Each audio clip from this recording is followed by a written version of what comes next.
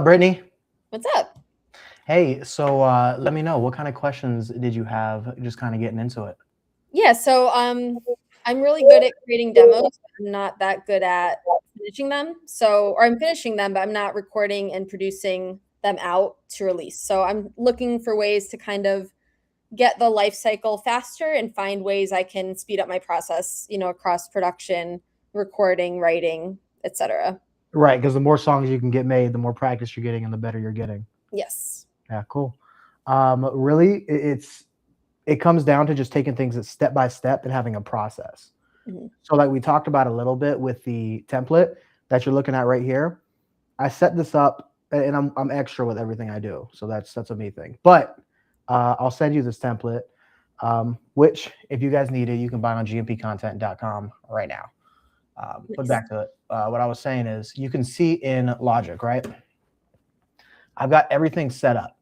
So all my plugins are already preloaded. Nice. So a lot of people, when they're mixing, they start from scratch, right? Yeah.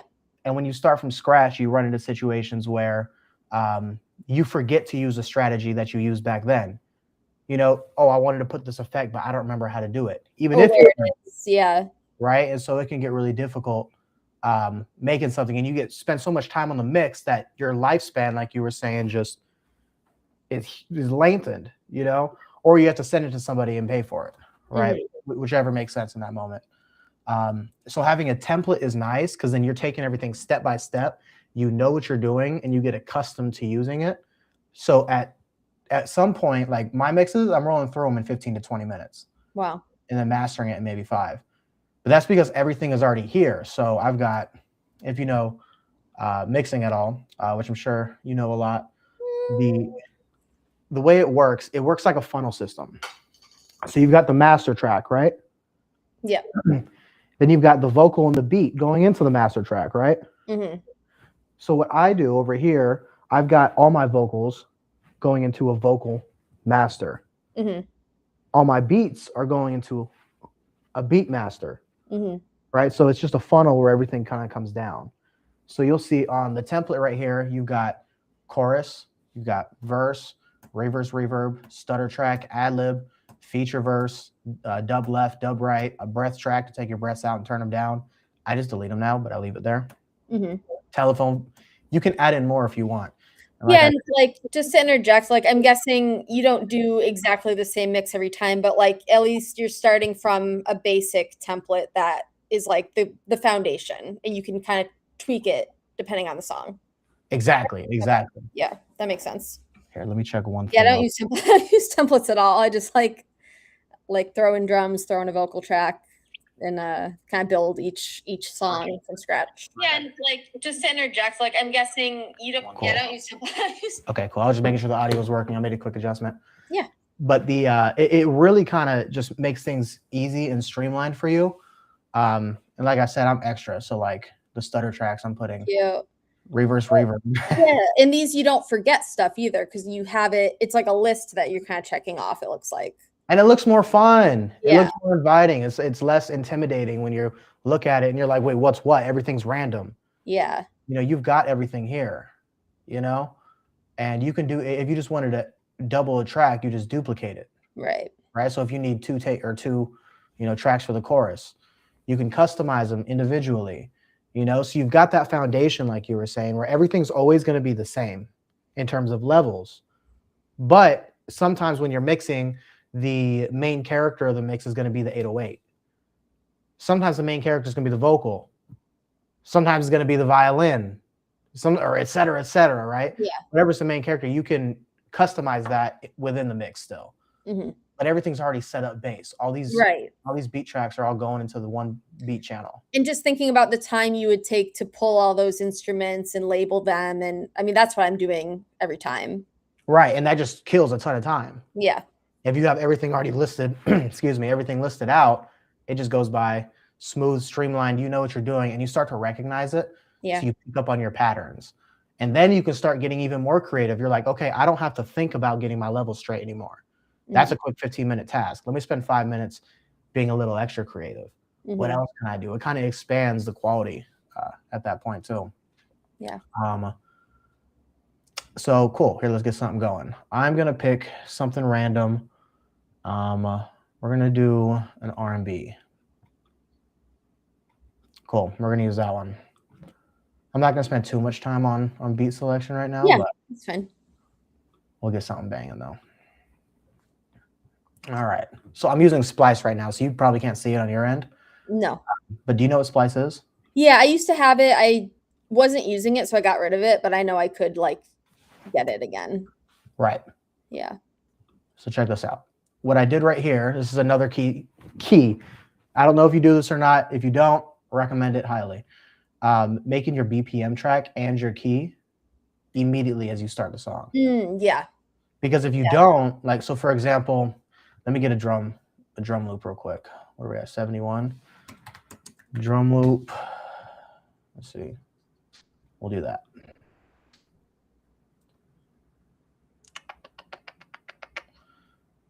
And I'm not going to go too deep into the, tearing it up if you're thinking about sync. I'm just going to do loops right now. Just, so we're spending more time focused as opposed to in depth, how to make a beat. Okay, there we go. So right there, you saw that I took the BPM option drag to the same, to 71, so it's on the grid. Mm-hmm. If the BPM was 73 and I did that, no, it wouldn't be the same BPM. Right. So the BPM keeps everything organized. Yeah. If you can double it and it's going to hit the same spot, right? Yes. So let's assume that we're making this beat right here, right? I'm going to turn it down. It's kind of quiet for me. I'm not sure if there's a channel that needs to come out. Cool. Good to know. Let me see. Yeah, it might be an audio, like Logic Audio, to find your like stream source kind of. This is how I'm gonna have to do it. Let me see if this works. Yeah, that's much better. Better? Okay. Yeah. And you can still hear me, right? Yeah. Okay, cool. So what we're doing here, we're making the beat. We got it all in there. Now you got the drums and the top line. If you have Splice, drag them in there. A cool function, like I said, I'm not gonna get too deep into the making a beat, but if you do stem split, the melody, you can find out there's like hidden pads in there, and you can get rid of stuff and really customize it, which is kind of fun. Like this one's got all these stems right here. So we say like that vocal right there. We don't want the vocal in at certain parts, right? So we're gonna use those two samples. We're actually gonna make a beat just off of that. Maybe I'll add in an 808. Like I said, you got everything streamlined, step by step. Now, if we're gonna make the beat, right, I'm gonna go ahead and I'm gonna, it's being weird. Bang. I see this is 8, right? I like to make the verse double the length of the hook. 16 bars. Yeah. So there's 2 of them, and 3 would be right there. Mm-hmm. Right? So now you know when the hook's gonna come back in. Yeah. Right? So let's see, is that the same sound? Yes. I'm gonna get rid of that. Also, I can hear it, but it's not super clear. Like just thinking about the playback. Like I can tell what's going on, but it's not like the audio. Fully. Yeah. I mean, you're fine, but Here, don't pay attention too much to the audio. I'll turn it up a little bit so you can hear it. Really, I just want to explain the purpose of how everything is. Mm-hmm. Let's say we're gonna drag out these loops right here, right? We want them to sound different. We want to put the bass. I don't know. I'm just completely making this up as I'm going. Yeah. If I'm being completely honest. But you follow the BPM correctly, life's great. Well, that's actually a really interesting point. Like when you're saying you're making it up, is that kind of how you treat beat making? Like you just kind of, because I think sometimes I find myself paralyzed. Like, oh, am I picking the right drum? Am I picking like you know what I mean? I kind of tend to overthink it. So would you say that's part of your process, to be kind of just organic and like whatever happens is going to happen? Right. Not letting it control it. Because, you can always change it later. You know, so I'm vibing with it right now. I hear it there. I'll play it. Right. Can you hear it? Does it sound good? Yeah. Okay. I'm vibing with this. Cool. Later on, I'm like, you know what? Get that bass out of there. Now let's put that needs to fill that low still, because that low right here still needs to get filled. So maybe I can go in and add an 808, a trap 808. Here, we'll do it real quick. Yeah. I'm probably not going to keep the trap 808. Who knows? We'll see. That was nasty. All right. We'll use that one. Can we? 70, 140? Yep, I'm maths. Ooh, and I messed up. The key was E minor. I didn't put in the key. Bang.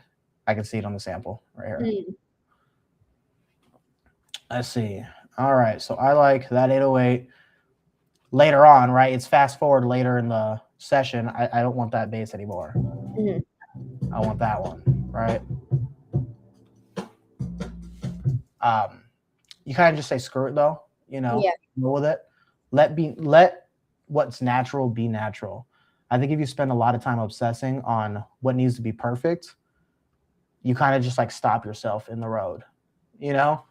Like if you're hiking, for example, and you're halfway through the hike and you're like, oh, all my steps are weird. I feel like I'm not walking heel to toe, and that's probably bad for my calf. And, you know, maybe I could slip off that mountain, or maybe I got to pay attention because that rock could be sharp. If you spend all that time, maybe you're slowing yourself down from just doing the hike. You might trip, you might step on a rock like, ow, you know? Okay, now I know, just keep rolling. You know, the rock out now, for example. Yeah. So just let it be natural. You know, I really like, you just wouldn't overthink it and push. So cool. So we got a little beat. I actually want the drums in for a large part of this.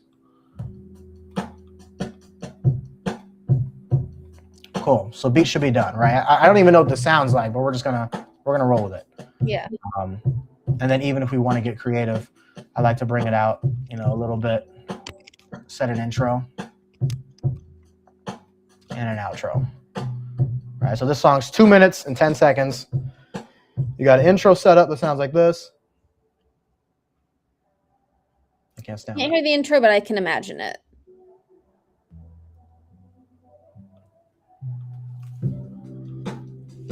Cool. Do something like that, right? Light little correction just for quality assurance. Now you got the beat done. So we've been going really quickly, right? And you're getting songs done quick because you're just vibing. And let's say, you know what? I'm thinking of a hook. Okay, I don't like this hook. I ran out of this vibe. Bounce it and move on. You know? Gotcha, yeah. And so let me see, what's a good way that I can show you this? Because once again, if you stay obsessing on something that, you know, is just giving you writer's block, maybe it's time to just move on. And that's totally cool. It's totally cool because what you can do you use Disco at all? I do. Yep. So let me see. Let me fix this. Yeah, Disco's a great place to have stuff live and just kind of be able to listen and stream it. Yeah, you can just throw it into Disco. Here, I'll pull it up so that we have it on the right here. You can just throw it into Disco and move on. So if we were to go to my demos, right, the stuff that I'm working on, stuff that we go to my link. Give me internet or give me death. You're going to see I've got stuff that is definitely going to come out, stuff that I literally have just demoed out. And I'm like, I don't like this. Like in the moment, for example, this song, right? This one.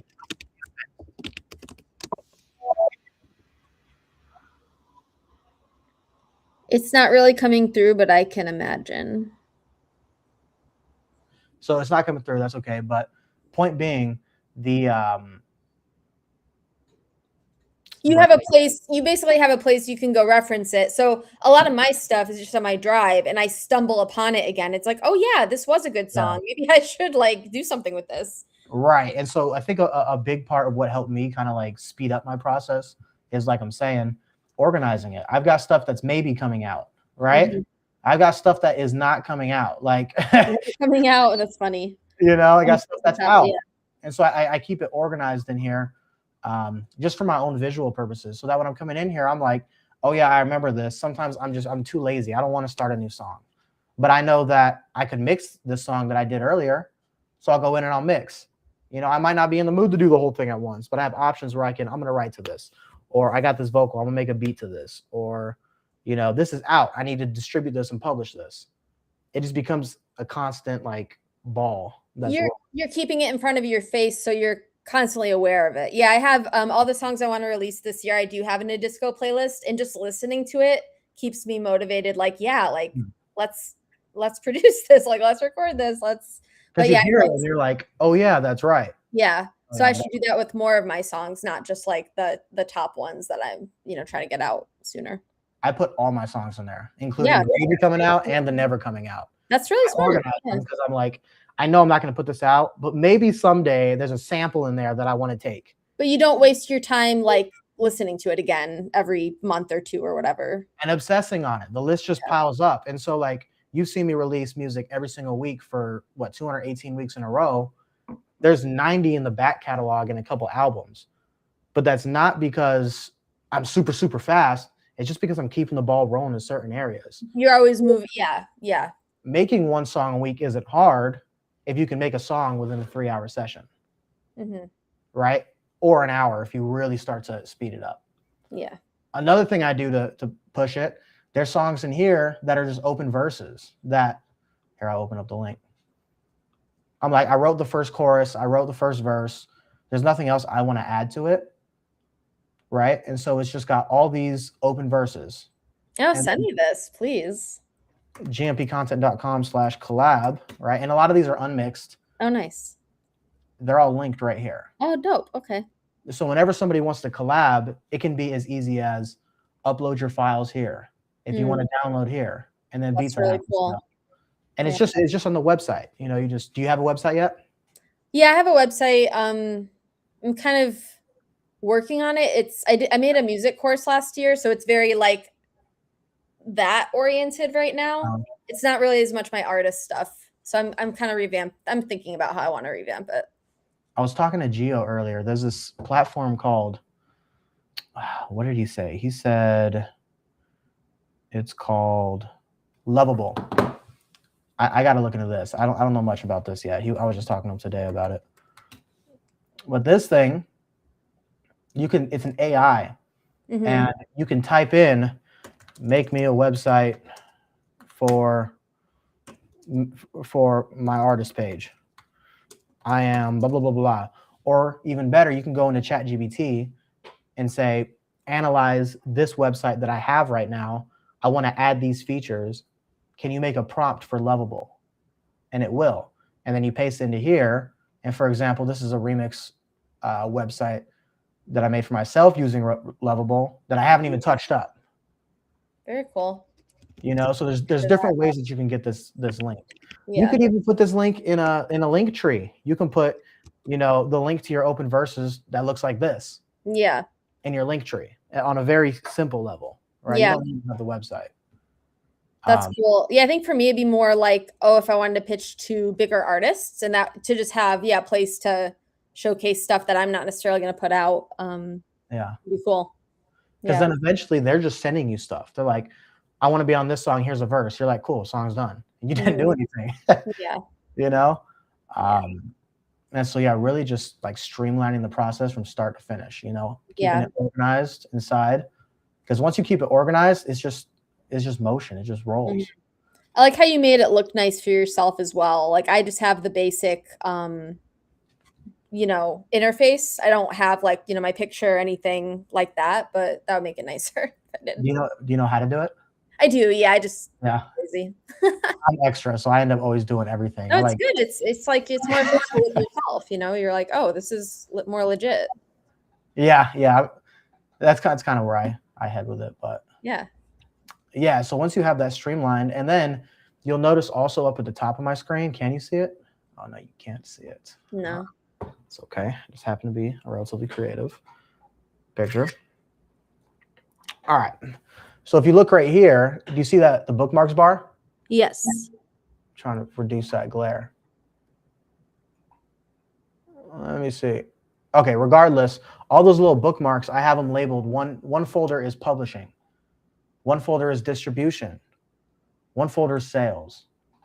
One is resources. One is social media. And so I organize my bookmark tab in a way that's easy for people to see. So you'll even see some of them down here. I got YouTube, link to edit my website, YouTube to MP3 converter in case I'm using a YouTube beat. hard drive, ASCAP, my blanket splits, PRO tracker, my split Mhm. sheet generator, all the stuff that I think is important for me. Again, directly in my face. Yeah. Easy to access. I'm not looking through emails to find the link. I'm not looking through text messages like I just did for Geo. That was from this morning. But Mhm. Yeah. to find that, when that's a good one, I'm going to add that into my website folder. Right? So you organize everything and then you just go to it and you're like, okay, everything's right here. Yeah. I know how to do that because that's what I do for like my day job, but I could be better about that with my own stuff. Yeah. For sure. Yeah, I hear what you're saying. Yeah, and it's never perfect. That's the fun part, is that the ball starts to speed up as you're in motion. But as you're in motion, you notice the ball gets hit by certain rocks and you got to fix the ball here, here, here, and here, you know? Yeah. Yeah. So let's see. Let's mix down a record real quick. I'll show you how to use the template. Matter of fact, I don't even need to put a chorus. Or let me see. Let me just get a splice chorus. Vocals. Just to really make this simple.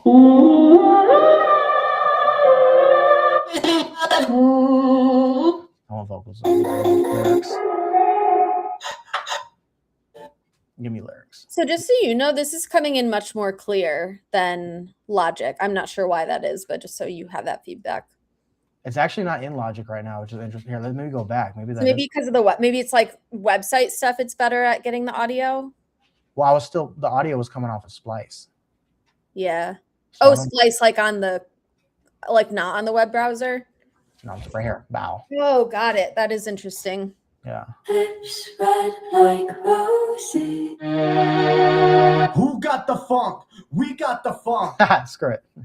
Yeah. I said, who got the funk? We got elevation for your mind. And I'm watching this tail lights. Okay. Almost there. You're all I need. Screw it. We'll do that one. I like that one. Cool. Completely making that up, by the way. All right.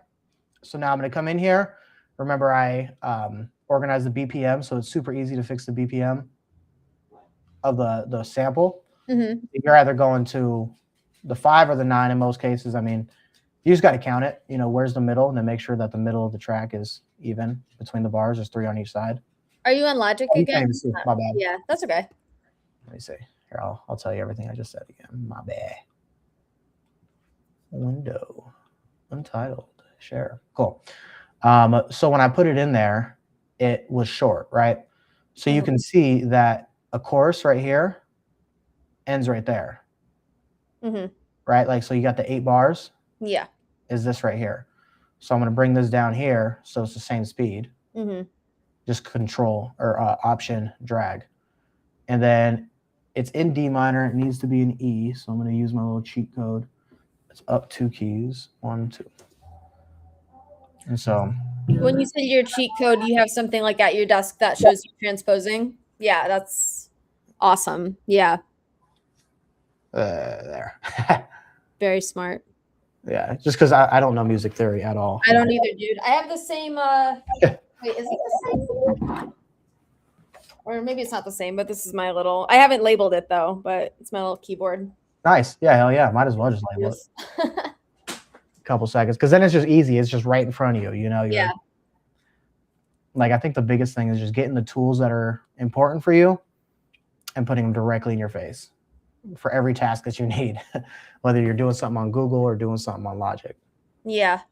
This is a little so I work in animation, and something our TD used to say is like, if you have to do it more than once, you should be automating it. So in a sense, like, if you have to be doing something more than once, like, you should have a tool that kind of like makes it automatic in a sense. Exactly. Yeah. And this does that in a sense. Mm-hmm. Everything you load it up, it's just you save it as a template, right? Yeah. And so you can always update it. You can hit file. Oh, you can't see it, but if you hit file, right, save as template, you can always update your template. And I do that like once a year when I notice that I start to be monotonous and doing the same exact thing. I'm like, okay, yeah, let's put that in a template so that we can expand. And so the sound consistently is growing over time. And it's organized. It's your system, you know? Yeah. So let's see what this sounds like. We got. You're all I need. You're all I see when I close my eyes and dream. You're all I see. Let me turn this beat up because that's the problem. You're all I need. Way better. All I need. You said what? That's Is that way better. Cool. Yeah. Cool. I'm gonna turn my headphones down. You're all I need. You're all I see when I close my eyes and dream. You're all I see. Drop it a little bit. You're all I need. All I need. All I'll take I these off for now. Okay. And so let's say that was longer, right? Like I said, I'm just doing this for example purposes. I'm not Right. trying to make the greatest song right now and really dive into how to make a great song. Right. Let's say that that's the whole chorus. Now I got room for the verse. Let's assume I put a verse in there, right? Yep. For visual purposes, we'll put it in there. Yep. We wouldn't leave. We wouldn't, loop that 16 times. What is that? 3, 6, 7, 8. We wouldn't do that. But where's the verse track, right? Like I said, I'm extra. I put my logo on it. Right. Yeah. You could exchange that with your logo with just a right click. Yeah. So we'll put that. That's the verse. Screw it. We don't have any pads, any hats, any of this. So I can just hide this at the top. I don't need to look at that. These are my vocals, are down here. Mm-hmm. So cool. Let's mix it down. We got the verse. We're going to mute the vocals for now. We're going to mix the beat first. Take it step by step, right? Mm-hmm. So it sounds pretty good. So let's assume that I've gone in here. I've added my compressors, right? On this compressor specifically, I would want to bring down. Can you not see it? I can see it. No, I can't see the mixer. Okay. That's hilarious. I wonder if I can.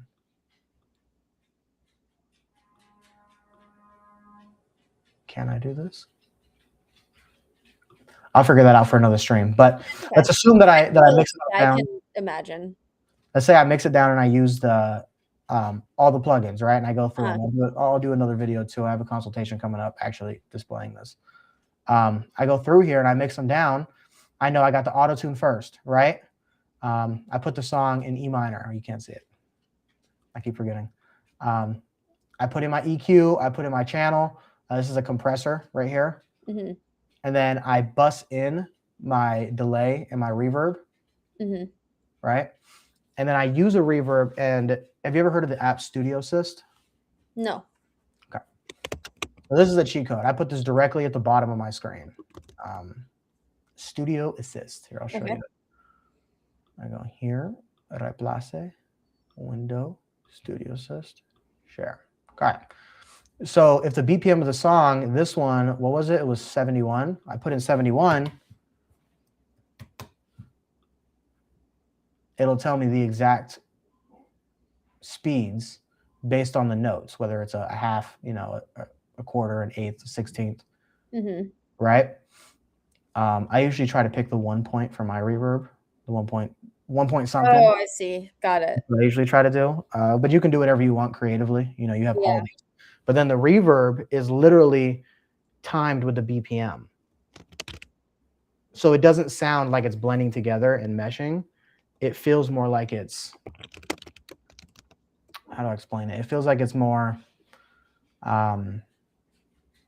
just on beat. It's like moving together kind of. Yeah, when your reverb matches your BPM because it's an echo. So like if you're trying to, like if you got drums and you got the lead is here and you got the echo is, right? I didn't do that good, but you know what I'm saying? If you were to put that in there and it's off tempo, it's going to knock you out. It's going to confuse you, your rhythm. But if it flows smoothly, now your vocals feel like it's dancing with the beat. Because it literally is. You got an echo in there that's going at that exact speed. Yeah. So yeah, I like to bus in, and then you'll notice, just to show you a little bit. I can see that. If you right click these, you choose post pan, post fader, or pre fader. Mm-hmm. I use post fader for these two for my echo and my delay. Mm-hmm. You can get creative. On here, this is the panning. Yep. Do you want the effect to come in after it pans? Do you want the effect to come in after the fader? Right? Or what was the other one? Or pre-fader, or way before. When do you want the effect to come in? I like to do on this one post-fader so that it's separate. If I need to turn this down, I can. right? A little creative preference, but Yeah. it is an interesting way to bus it. You have this post pan, post fader, pre fader, and obviously you can pick which bus you want. Yeah, I would say mixing is like my least familiar. That's the thing I keep paying other people to do because I'm like, I haven't explored that quite yet. I've done like a couple little courses, but nothing that's really stuck. Let me see. I wonder how I can, because I want to show you how to use the plugins. Let me see if I can find a way to. Let me open up this wave right here.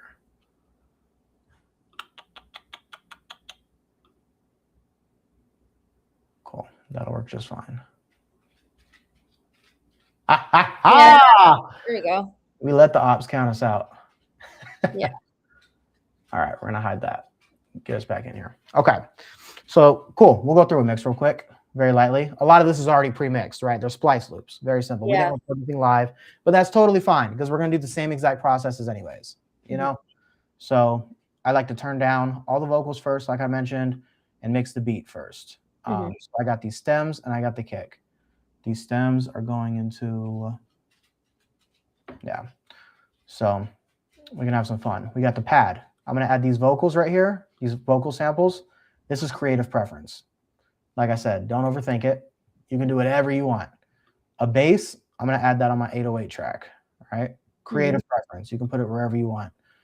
Bass kind of adds up with the 808. It's a low frequency in the mix. And you're moving them to those tracks because you have presets basically for that type. Yeah, okay, I got you. Bang. There you go. So then I'm going to name them. I can double click Vox, right? Vocal, which is the main melodies of this.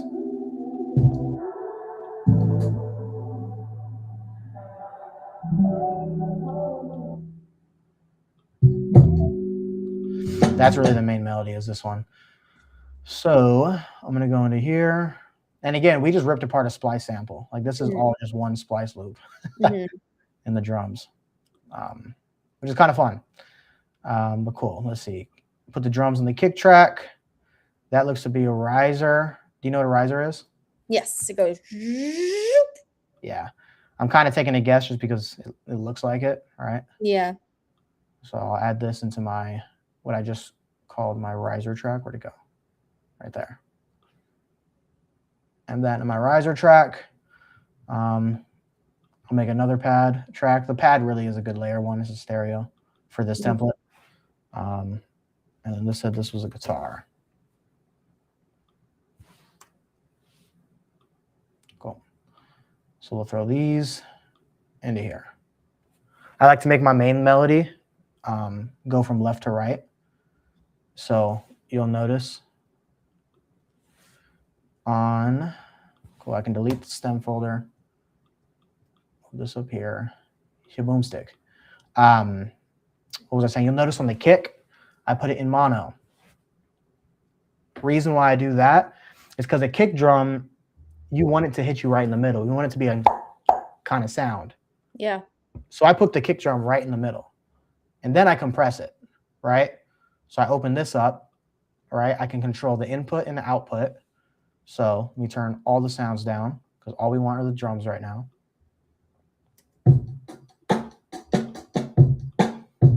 You don't want it to be peaking. So I turn the input down and then what feels right. I try to aim towards the top of it because you don't want to squish it too much and put it down here, but you don't want to make it too airy to where it's up here. So a compressor, you got the whole audio file. When it gets loud, it goes up here. When it's quiet, it goes down here. The compressor, let's say you put the threshold right here, anything that's above that is brought down. So let me tell you about a time that time is then right here. So it's smooth and it's easy on the ear. It's not going everywhere and stressing you out. So I compress the kick so it's a little more full. And like I said, I put it in mono. Now that we got that in there, I've got, let's see, we'll do the Vox. I'll let you take that. Take your note. Oh, thanks. Yeah, you're good.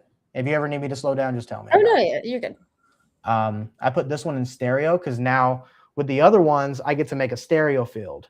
Yeah. How fat do I want everything to be? Do I want it to be thin like the kick? Do I want it to be wide, like maybe a harp, right? Or maybe a harp would probably be more, is more of a, I sound crazy right now.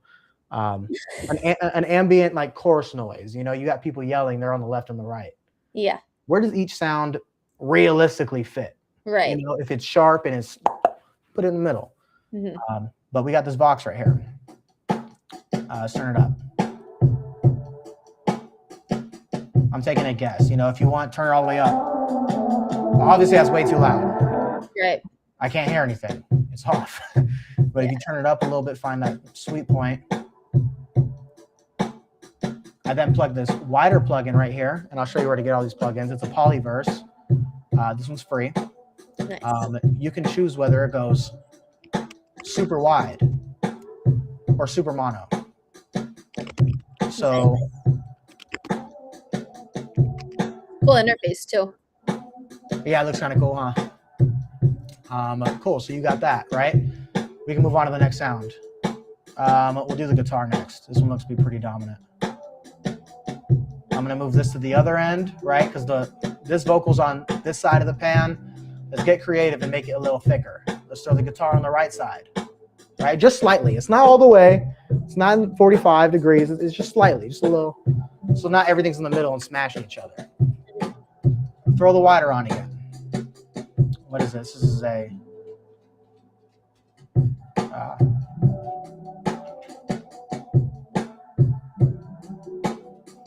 I'll probably bring that in a little bit. Cool. I like that. Let's get the 808 in there. The 808, and you don't have to use all these plugins. You know, like I put them in there, but you don't have to use them all. Like I skipped the EQ here. I didn't put anything on there, but I put the EQ there so you have access to it if you need it. Yeah, that makes sense. You know, like if you need, like, okay, the EQ needs to go behind the wider. Sometimes you just want to take out the low ends of the sample. You know, it's a very simple one. You're not adding crazy complicated plugins behind it. Yeah. The 808, I just like to take out some of this. It adds space for the vocals, some of the high ends, right? They're lows. Let's make them lows, you know? I put that in stereo as well. So now the 808 feels like it's hitting over here, right? Yeah. The kick is right here still. Yeah, when you say you're putting in stereo, you mean just changing the button from mono to stereo? That thing. Okay. And so, interesting. So, quick tangent. I feel like, well, I never mix, I never mix at all, but I guess when I make vocals, I do doubles of everything, but could I just be taking one vocal and doing stereo with like a harmony? Do the doubles. They have different sounds. You'll notice. Right. So try them both and which one sounds better, you know, on the template that I've, you know, grown on, the one that I've been building, the one that I'm going to give to you. I like the sound of that more because if I put for an 808, right, if I put an 808 slapping over here and slapping over here, they're going to clash with each other now. That's two different audio files. Right. But if you got some good vocals, you'll notice down here, I got my dub left and dub right. Right. Okay. Got you. So, okay. That's making sense more. Yeah. Cool. You know, so they have different sounds and different purposes. Yeah. I set it up in the way that I like, but again, you can customize it. I recommend using this way. I've had clients completely customize it and then just destroy it, which is cool because I'll send you a new one if you need it. You know, have fun. But I recommend using it because I set everything up very specific. Yeah. Let's see. So what do we got? This is these melodies I put on a left and a right. I want these melodies, same melody, right? I just copied and pasted these on the next one. So I highlight them both. Right is generally louder. I don't know why. I think it's really stupid. Maybe I'm deaf in my left ear, but that's what I've noticed. But let's turn this up. There it is. It's that low.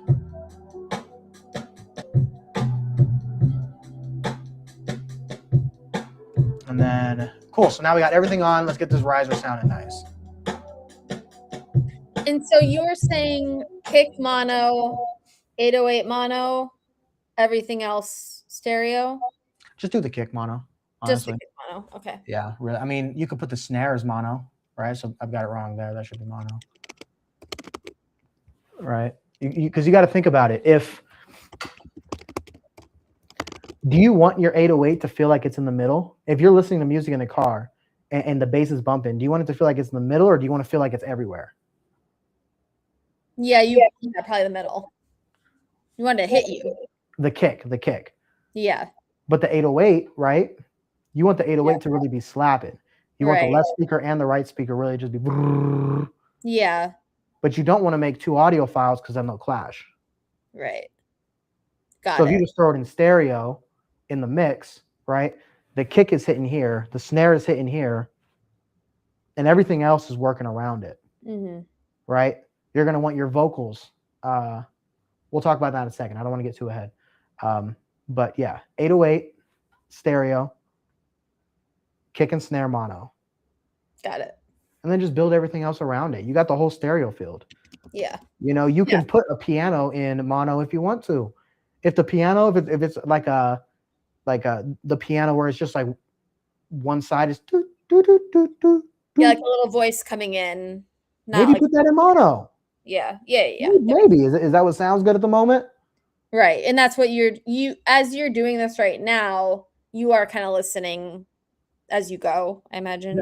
Yeah. And I'm getting creative. So you're seeing me kind of just, okay, I'm going to do this. I'm kind of just making executive decisions to move it because I'm not overthinking it. I'm just decision, done. Decision, done. Move on. Right? Because you can fix anything. Even people, I was having a conversation with somebody recently. People misunderstand a song is still new. Okay, how do I explain this? The song will be old to you, but it's new to the first person to listen to it. Right? Even after it's distributed, you can take it down and add a new file. Yeah. Kanye is notorious for that. He does it for no reason. It's the most irritating shit of all time. Yeah. He's like, buy it exclusively. It's all down. You know? But you have the option. So you can take it down and change something and then put it back up. I feel like that's more common now. Like I'll hear old songs and they're different. I'm like, wait, I know this song inside and out and there's like new parts added. Yeah. So yeah, you're absolutely right. Yeah, it's nothing set in stone. You can always iterate on Try it. stuff. Yeah. Like I have songs that I'm thinking that I've made 5 years ago. I'm like, dude, I could go in there. The mix back then sounded terrible compared to the mixes now. I really like these songs. Maybe I remix them. Right? Or maybe I go and change the beat. Screw it. You know? Or I sample anything. You can do anything. And so it's like, I feel like a lot of people stop themselves, which then also lengthens that time. Yeah. I feel like it's not perfect. It's not going out so perfect. Totally. Are you familiar with like linear work versus non-linear? Like before digital, everything was linear. So if you made the edits, it was what it was. Like we are so lucky. You can literally change anything at any moment. And that's true. Like we don't appreciate that fact that we can do that. And it makes sense because you're right. I mean, that's how, you know, the music industry has been for so long. People can freaking literally sit down and they would put it on, they scratch it on the vinyl, the CD, and that's permanent. That's done. We can just take it off DSPs and put it back up. Yeah, exactly. So don't overthink it because if you listen to I've been putting out music every week, 218 weeks. Sounds great. But if you go in there, there's a lot of garbage in there. Let me tell you, I listen to my catalog and I hear it and I'm like, dude, this song sucks. Like, why do I even have this out? But then I remind myself the songs that I hate the most are the ones that get landed for sync. The songs that I hate the most are the ones that people are like, bro, that was sick. I'm like, dude, I freestyled that in 5 seconds. I hate That's cool. Yeah, it's a numbers game. I'm sure you've seen the thing on Instagram that talks about like Babe Ruth, Frank Sinatra, some other people, and it's like their miss percentage was way higher than their win percentage. It's just because they did so much and they were so prolific that, you know, they had so many hits. They just they don't look. If Picasso's painting Starry Night, is that what it is? Mm-hmm. Right? Or is that Van Gogh? Van Gogh. Not be Van Gogh. Yeah. Here, I'm going to fact check this. Let's fact check. Let me fact check this. Starry Night, Vincent Van Gogh. Yeah. So let's say I'm going to make up numbers. Let's say Vincent Van Gogh, he was going to make Starry Night on song 173, or not song, on painting 173, right? Vincent Van Gogh makes Starry Night 173. If he stops at 5, or he stops at 78, or 160 right before it, right? I think that's the number I had, right? He didn't get there. instead of just moving on with the trash, you know, and it's not necessarily trash, it's great. You created it, you know, it's beautiful. It does have some aura to it. You're going to listen to it and know, you know, so it's not trash. But if he would have stopped himself because he felt like it was less than, you know, it should be, he would have never gotten there. Absolutely. Yeah. So just screw it, do it, move on. Yeah. You know, make it a step thing, throw it into your disco playlist. Yeah. And then when you're like, to your point, some of the stuff you don't think is so great, other people are like, wow, this is, you know, and yes. that's some of my songs too. I'm like, I didn't think that much of this particular song, and like that's what people are resonating with. So great, I guess. And it's so irritating. It's so irritating because you'd be like, I put so much effort into this song, and right? You say that's mid, but this one I made up in literally 5 minutes. Yeah, I did a freestyle walking out the door because I was going to the club. Yeah, but you guys love this, like, bro, because sometimes it's just what sticks, and so you can't be judging yourself too hard. Like, oh, this song is terrible. Somebody's just gonna say, screw it. It's sitting here too long. Let me just finish it. Final touches. And that's exactly why I asked you to meet, because I'm like, I don't want this shit dying on my hard drive. Like, yeah, it's just I've collected too many of them that are just in the gap of getting finished. So right, yeah. And I relate. I mean, like, you saw my playlist. It had 92 unreleased and a couple other, like, they add up. They always will. And that's why I'm saying you got that ball that's rolling and you got to fix these little dents and get everything in. Yeah.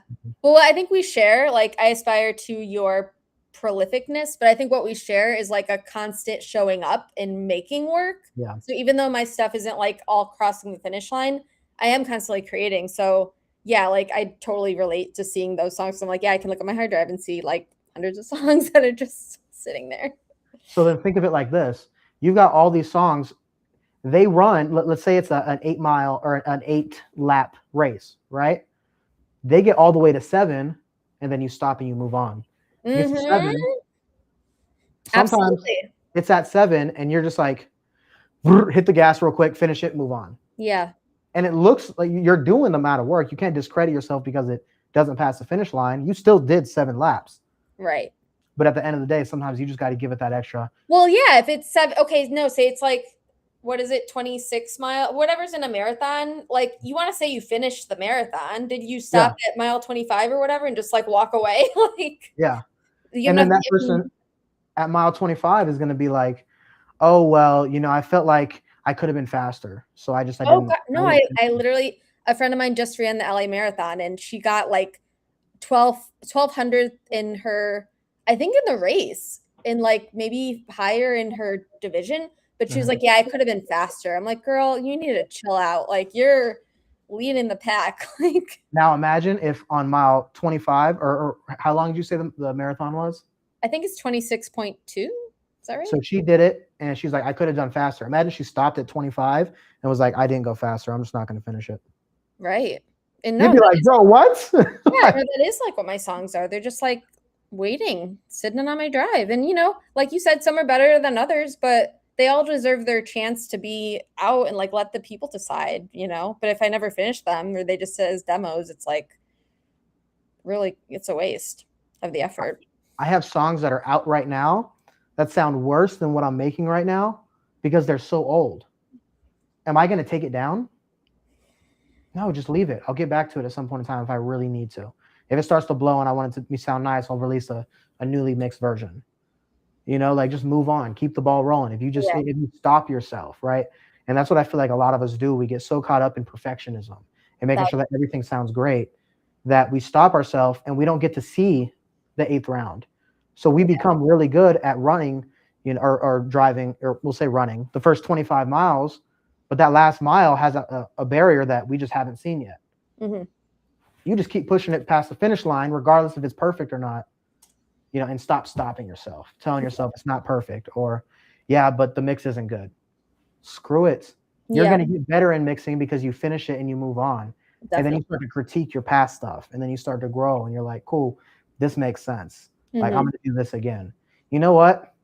That sounded like crap. I'm not going to do that again, ever again. But I'm not going to go and obsess on taking the song down, you know. And then somebody tells you 2 years later, bro, I love this song. And you're like, y'all are deaf. Yeah, exactly. But yeah, should we get back to the mix? Let's get back to the mix. Cool. So, like I said, we just we made decisions, try to make them quickly, didn't obsess on it. Now we got the beat mixed down pretty well, right? Yeah. Remember how I said all the beats are going into a beat master? Mm-hmm. And all the vocals are the same? Yep. I'm going to master the beat right now, right? So I've got the vocals and the beat going into a main master, but I'm doing the beat. I'm going to hit the beat. Then I'm going to meet it on this side with the vocals, blend them, and then master. Get me? Yes. You kind of did like a mix on the instrumental. Then you add in, it's like folding in the flour, kind of. You know, when you cook a big, you're kind of like then adding the vocals and then remixing it again. Kind of, yeah, exactly. Yeah, because you want to layer everything together to the beat, right? You want to layer all the vocals together, then you got to layer the vocals to the beat. Yeah. And then you just, master it, compress it, we'll go over that. But, okay, I think the kitchen analogy I was trying to make, sometimes the recipe, you mix the dry ingredients and then you do the liquid separate and then you put it all together. Exactly. Yeah. Exactly. It's the exact same thing. Analogy I was trying to make. Yeah, no, that makes a lot. I'm not a cook, so I didn't catch it at first. I'm not much either, but my grandma did teach me that. So cool. But yeah, no, literally the exact same process. You want to take things step by step, organized, streamlined, because otherwise it's a mess. And then you don't know where the problem is. And then you don't know what to do. When you can just completely scratch it and restart with the same exact strategy because you have it built out, that 4 hours trying to fix what was wrong turns into 20 minutes of just restarting and doing it from scratch. Yeah, nice. Or just saying, or if you know your template, what's different, what doesn't look right. There it is. But here, let's do it.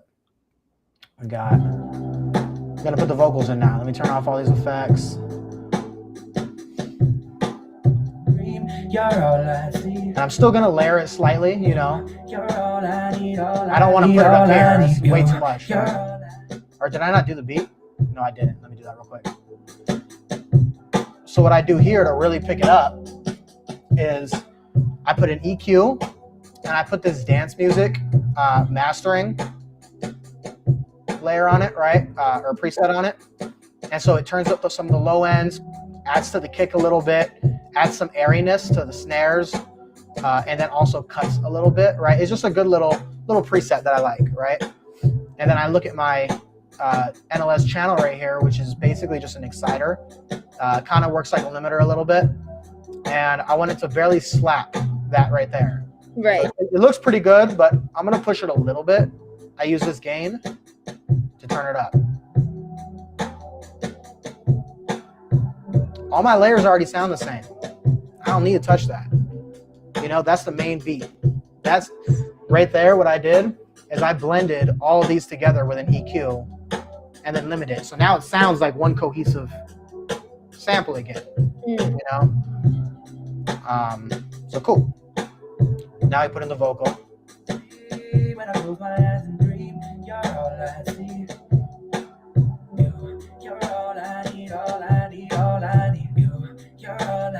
So I've heard differing opinions. Gio's told me that artists like to mix their vocals louder than the beat. Producers like to mix the vocals quieter than the beat. He says the key is to do it right in the middle, right? But you'll have artists, like I had Ray J in the studio the other day, and he was talking about it needs to be loud so it's, you can feel it and it's dominant. So sometimes if you're mixing for somebody else, you can just be like, if that's what you want, fine. Because you don't want to, piss them off. You want them to come back. You can tell them, I like it lower. But if you really want me to do that, I'll do it. This is your song, not mine. At the end of the day, so you kind of got to play a balance there. But I agree with Gio. Try to find that middle spot. Personally. Yeah, I agree. I'm definitely guilty of boosting my vocals more, but I know they shouldn't be that present, Right. Yeah. No. Feel me. I do the same stuff sometimes, but I think Gio was right about that personally. Yeah. So let's see. Can you hear me clearly with the music, by the way? Usually. Right now you can hear me though, clearly? Yeah, cool. So I put on my auto-tune. Auto-tune's got to match the beat. I have it up here. I don't have to remember it. I have it here. Yeah. Right? E minor.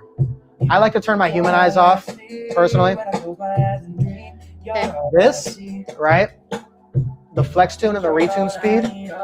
Flex, you hear that? T-Pain. Yeah. right? Turn this up. It's a little smoother. Yeah. It take the amount of time it takes to get to that note slows down with the flex tune, right? Gotcha. The retune speed right here. Turn that down a little bit. I like to put it like right here for something natural. But really just turning this up and then turning this one down, kind of like just layering it together, you can set your auto tune nicely. This is an TRnTH auto tune, but it's the same settings if you were to use a Waves real time. Yeah, I have Waves. I mean, it's fine. I want to get auto tune at some point, but yeah, Waves. And I melodyne my vocals now, which nice, even better. It's better, but it takes me a lot. But I'm getting faster, but I'm not super fast yet. So right. Yeah. And I think I actually had that. No, that was correct. Okay, so if you notice the speed right here, if you're maxing the auto tune out, all the way down, right? 0.1 millisecond note transition and speed. That's not maxed out anymore. That's maxed out. And just layer it, right? Make sure you put it in the right key. That's the most important thing. For the longest time, I wasn't putting it in the right key. You know, put it in the right key. Super simple. So I'm going to turn off this auto tune because I already have my other one. And you got the channel EQ, right? Gain staging. Do you know what that is? I've heard the term, but I don't remember what it is. No. Gain staging is when every step of the mix stays level volume. So if you're not gain staging, when you turn on a plugin, it's going to get loud, or it's going to get quiet. So you, like adjusting the volumes on each track, basically. So it's the same loudness before and after the plugin. Same level before and after the plugin? It sounds just as loud, yeah. Oh, I see. So when you do the plugin, it's going to be louder. So you basically turn it down to match what it was. Okay, gotcha. If you put in the plugin and the volume comes up, bring the volume down on the output.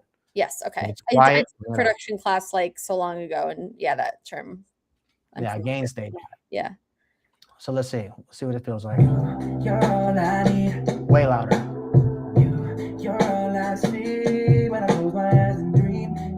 That's about it. I set everything up. This is the streamline thing that I've been talking about. The preset is made, right? And so then I cut out the lows between 175 and like 250 really is where you want to cut it. You don't want to go too far. And this setup you have is not a preset in the EQ. It's basically what you did in this template, right? Like, okay, got you. Yeah, cool. But you can come in here and you can add preset, though. You can add a preset and work off of that. So if you don't want to use my plugins, you know. No, I do. But I'm just like, curious. So cool. Whatever your preference is what I'm saying. But there are, you can change it, but there are, different presets. Yeah, nice. I have one right here, the GMP Content LLC preset. So cool. So we leave the EQ on. It already sounds good. Nothing really needs to be done here. A lot of times I can play with this if I wanted more lows, right? If they have a really low voice, I'm gonna add that, but I want the highs to pop. Now all I need, you want the highs to come up, right? So cool. Next one. You got EQ, highs, mid-highs, mid-lows, lows. And this compressor. Using this, all you gotta play with is compressor and the gain staging. So we're doing an 8. You can see it right here. Pressing the 8. So make sure this is smacking about 8. Here's 10. So looks something like this, right? See, barely smacks 10, which means that it's probably around that 8 because this is 6. Let me see if I can zoom in. I can see it pretty well. Okay. But that third dot, barely smack it. Yeah. So let's check the gain stage real quick. I can turn it up a little bit.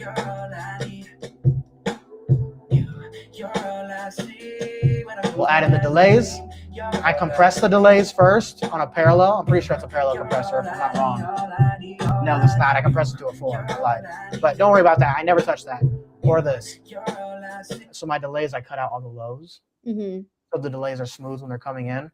Again, this is how you get through it quickly. It's already all done for you. And then I put in my delays right here. So now all I got to do is turn it up or turn it down, depending on what I want creatively, right?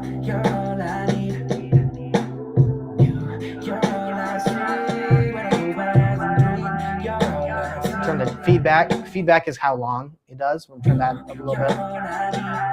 And I'll turn it back down. So I bury it. It sounds the way I want it to, and then I bury it. I'm gonna do -40. Cool. Reverbs. Bow. Remember I showed you the studio assist? Yep. It's 71. So we're looking at 169 is what I like. You can use any of these. They all work. Nice. But now the reverb is going to go to this. So again, you're still mixing everything from scratch, right? Mm-hmm. But it's already all set up. So you're just doing very quick stuff. Yeah. The whole vocal chain is done right here. Yeah. You know? So then we got same thing for the verse, right? Let's assume that I did it, right? I'm just turning them on. Let's assume that I did it, right? Now I remember how I did the main master for the beat. Mm-hmm. Let's assume that all my layers that I put in here, right? I put my ad-lib track, right? On these, there's different effects here, right? Let me see, which ones should I show you just for a quick reference? I'll show you this one, and these two. The rest of them I don't really need to. I'll show you the telephone too. We'll go through them. Screw it. The other ones I never really use, but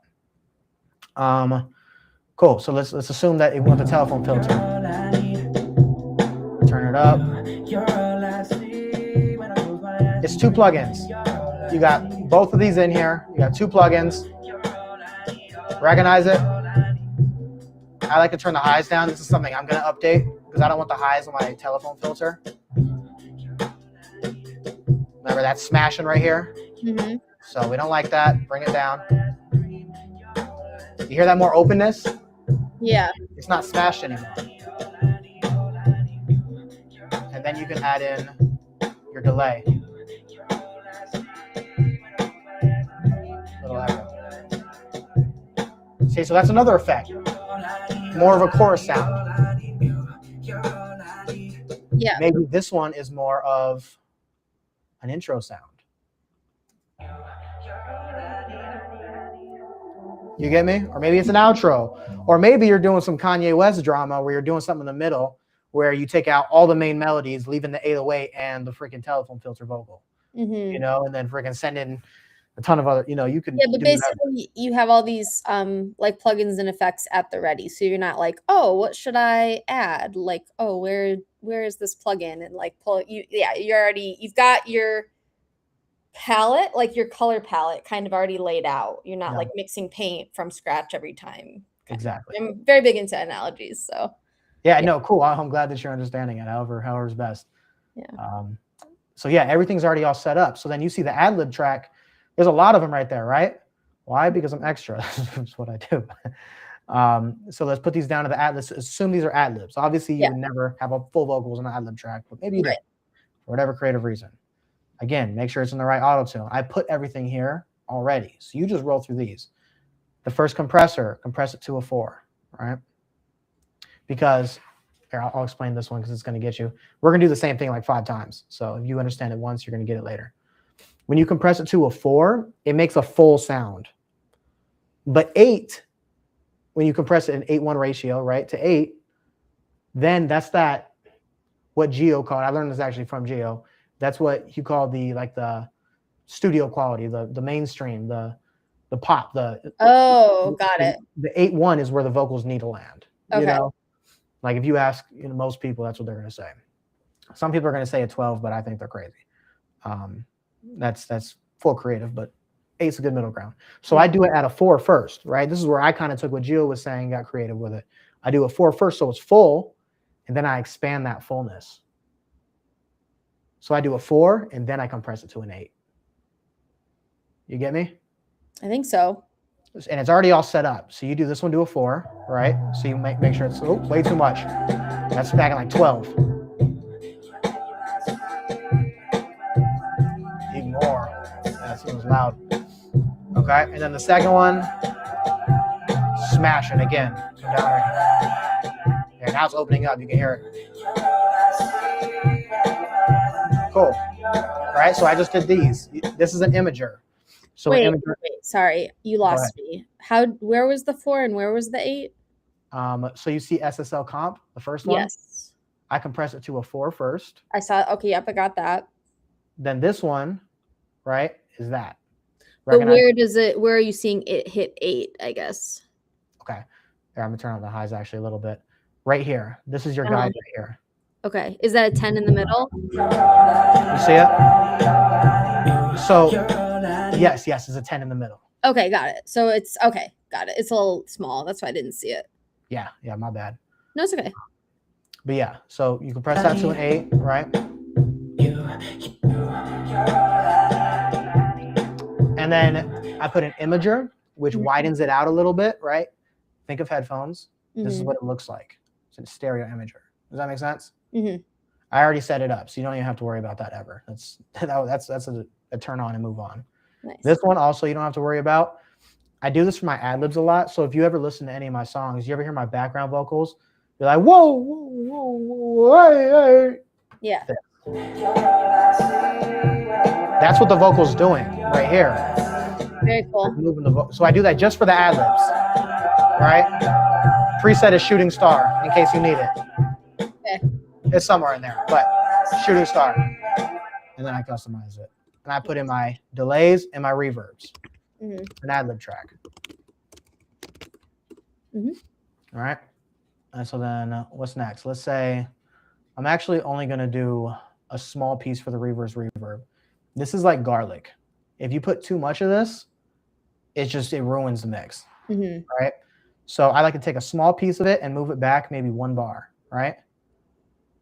That's half a bar. 1 bar. You see the grid? That's why you have your BPM straight, because then you can do this whenever. It ups your productivity. You're not taking guesses on where it needs to be. Right. It's just you drag it.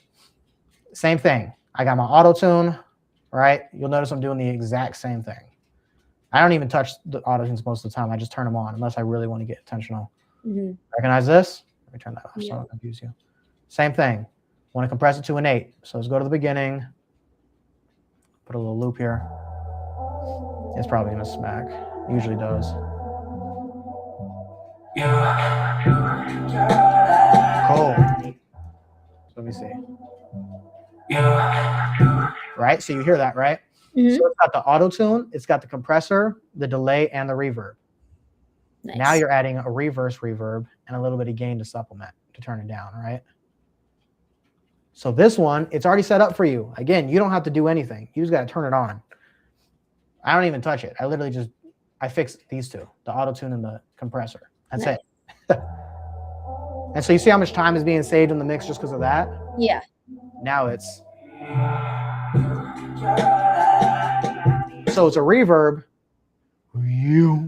right behind it. It's a reverse reverb. Very cool. So I'll leave that in there for creative purposes. What else I got in here? Dubs left and right. Cool. Yeah, we'll just do those. Stutter track is really the same thing as the ad lib track or the telephone. Right? It just has a little different setup. You can use it if you want. I like to use it sometimes. I feel like it has a different sound. I never really use it anymore. But if you want, it's there. That's why I put them there. The dubs left and right, right? So I copy and paste it. If you press Option and click, see that plus that pops up? Yes. Just drag it down. Boom. And it goes straight there. So then you can see exactly where these are hitting. You're all I need. All right? You're all I see when I close my eyes. If you have a main chorus, right? Now you got the layers, right? Right. What I like to do go ahead. Just for, I know this is a demo, but normally you'd record it again, right? Because it could like have phasing or whatever. So just like saying that for anyone watching, like that you'd want to also like redo it basically. But yeah. 1000%. Yeah. But there is a cheat code to where you don't have to redo it. And this is what I do all the time. So let's say a lot of times on vocals, you want to emphasize the last word, right? So on this one, it's all I need. You don't need the you, right? So if it goes, let's say I want the all I need, right? I can cut it with my scissor tool, right? Again, I have it all set up already. Just command, delete it. This is how you solve that phasing issue. So to isolate it, to make sure you don't mess everything else up, right? You can do that. Otherwise, you can do it all. Your choice. Depends on what you need. you can do this, move it over just slightly, maybe like right there. And the same thing here. Now listen. Right? So then it looks like I pulled it a little too early, right? And they're a little too separated. So I'm going to want to tighten them up just a little bit. But the reason why you record two separate versions, right, is because you don't want it to sound the exact same. That's where you get the phasing issues. But if they're not hitting on the exact same frequency, it can't phase. They're literally two different audio files at that point. Yeah. Sounds like a layer. So you got, let's see, a little further back, right? Turn it down a little bit now, leather it, right? Yeah. Not distinguishable. So we'll leave that there for now, right? And I just have, I never turn the auto-tune on for this one, right? I just like to use the compressor. I don't even turn any of the reverbs on. I have them there, but I don't want the dub to be like echoey. I don't want the dub to sound like T-Pain. I just want the dub, my personal, right? But I fix the compressor. I always want to get it to an 8 because that's the key. If everything's layered right, you're straight. Yeah, smack it. This sample is so loud, it's killing my plugins. But that's fine because you can just adjust it, right? And so then what I did there, before I'm moving too fast, still a little high, right? I guess I can pull it down. I'm like peaking it, but I click this, copy, right? Copy. And I just paste it onto this one. Paste. Oh, whoops. Right here. Paste. It's the same audio file. You know? And so now they're leveled. See, the right is always so much louder. Let me see. There we go. That's clean. Yeah, cool. But you hear the effect of the dub, right? Like it really picks it up, and it's intentional, right? And so I could go through and do all these. Here, let me just do it real quick for the demo purposes. It'll be quick.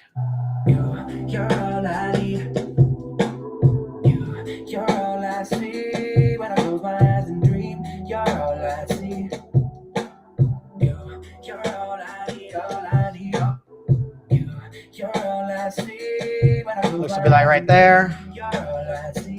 And since I'm gonna do them all, right? I'm just gonna get ahead and move them all slightly offset, right? Just to kind of be proactive. But on the win, I want to get rid of there.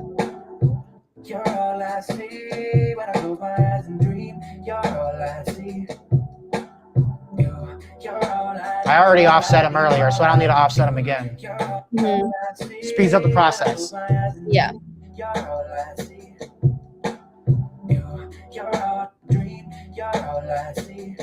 Probably a little further back. Fades are important too. At the end. Fades are important too. At the end. Yeah. Yes. I don't want to waste your time with this, but I know there's like ways to do a mass fade, and that's why I need to like teach myself again to do, because I'll spend just like too much time adding fades. Check this out. Highlight them. Yep. They all go. It's that easy. It's that easy. All right. Then, let's say you do it, right? Let's say you just want to fade this one, right? You know how to do the mass fade, so I'm not going to show that. But if you press Control, click, you can slow down and get that super hip hop sound. That's cool. Right? So there's different ways. So I'll clean that up and I'll leave that in there just so you can hear it. Oh, thank you.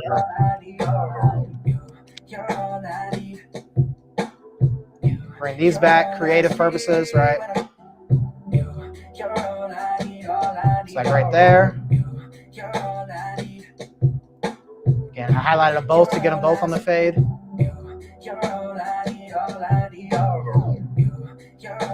And then I can copy all of these because I know it's the same loop. And put it right with using the grid, right? Just drag it over 4 bars. So now you got a chorus with a reverb. You can play with these other sounds if you really want to. You got your verse and your chorus already leveled out, right? You can copy these plugins over to your verse if you really want to. I've got everything already put in there, but let's say you like the way that's in, you know, and you just want to make a slight difference. You can copy channel strip setting, paste plugins only, and now all this sounds just like this. Well,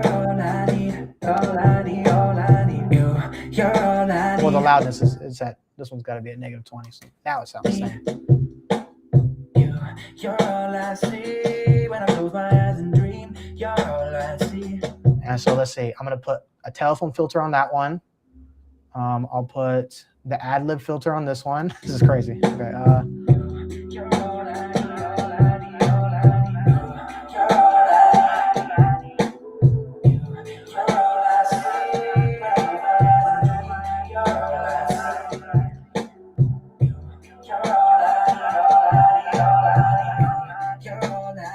And I just put it on the basic verse track, right? So you can kind of hear them. The difference, yeah. For demo purposes. Yeah. So now that you got that all straightened out, you know, loop the chorus and the verse, and you got this chain right here. This is I blow through this. It's the easiest stuff of all time.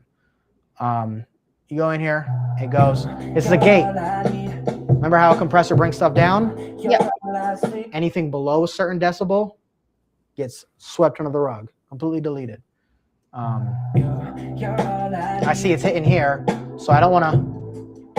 Can't hear anything. Yeah. You're hearing his breaths and all that drama. Clean it. Right? So when it needs to go quiet, it does. But it's not cutting out what you need to hear. Right. This one, super simple. It's just, you don't even really got to think about this one. I never touched this one at all. But it's an EQ, but it compresses each frequency individually. I set everything up. You don't have to worry about anything. Nice. Kind of cuts down on the harshness in the 10,000 range, gets rid of the lows, and then compresses them all. So it's smooth, right? Nice. Don't got to touch it. The de-esser, your S's. Where the lowest S is, kind of punch it there. This range is how dramatic is it? Cool. Gain stage.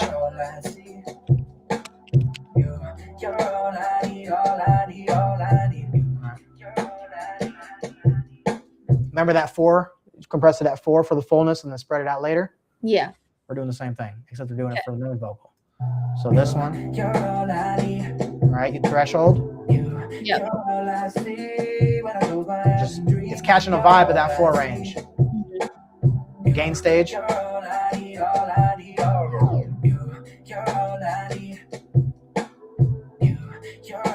I'm just going to do the chorus for now. You should do the whole song while you're doing it, but considering that these are just demos, I'm just not going to do it.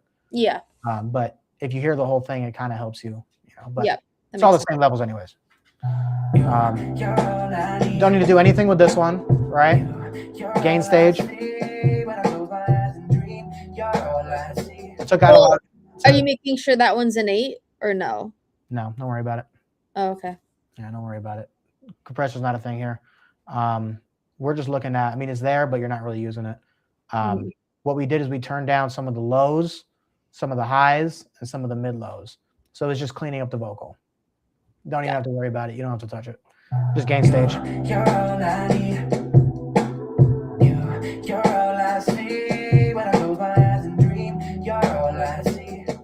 All right, so cool.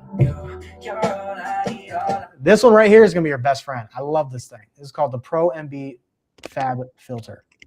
Okay. Remember I was talking about, or I'll wait, I'll give you a sec. Oh, I got it. Yeah, thank you.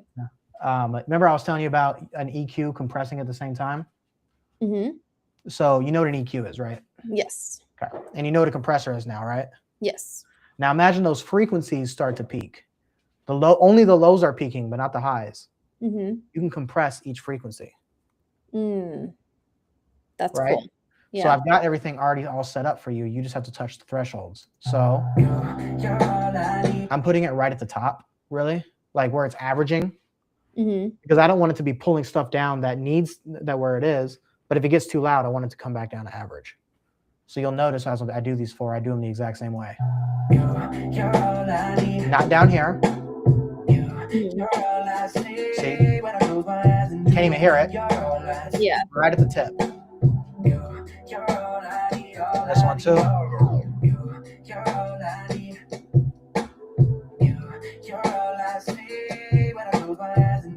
That's pretty good. And a lot of these are normally pretty good, but still touch them all up. Gain stage. How's it sound before now? A little quiet.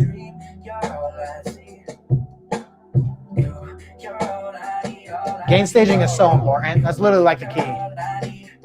Nice.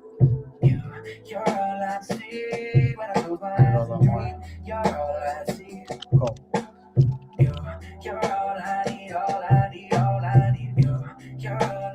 Cool. So then this one, another subtractive EQ. We're taking out some more of these harsh frequencies. Just gain stage. Don't worry about it. All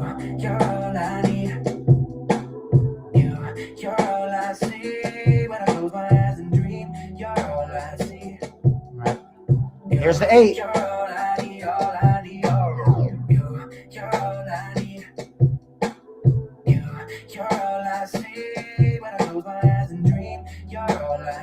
There we go.